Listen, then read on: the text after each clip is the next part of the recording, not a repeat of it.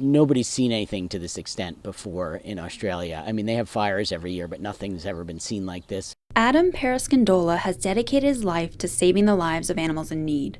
As the Senior Director of Animal Protection and Crisis Response at Humane Society International, he was called into action after a large fire broke out on Kangaroo Island, eventually leaving his home in Las Vegas to spend 2 weeks with a team in Australia's third largest island off the Adelaide coast.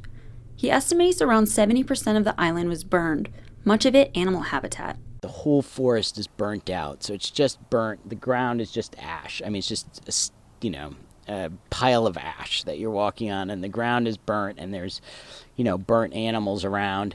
And then you see one of these live koalas, and they sit in this way, just kind of curled up on the ground, which is, you would never see a koala like that, just sitting on the ground.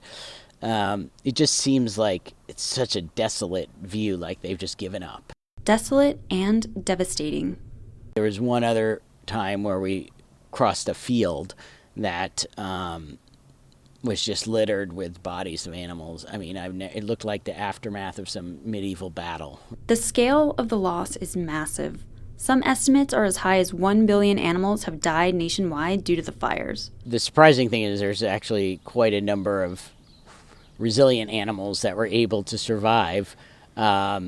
And we did manage to save quite a good number of koalas. 400 koalas have been rescued on Kangaroo Island so far. 60 or 70 of those were rescued by Humane Society. And the situation is improving, though Parascandola says rescuers face new challenges as the mission moves from search and rescue into the next phase. In the initial week or two, we were seeing a lot of koalas with burns on them. As time went by, we started to find more that weren't burned in the fire, but they were weak from lack of food, the lack of water. The ultimate goal is to get these guys back to the wild. However, quite a large portion of the habitat has been destroyed. The Humane Society is continuing to work on a long-term plan, and Parascandola is heading back to Australia soon to continue to support the effort and reintegrate the animals back into the wild.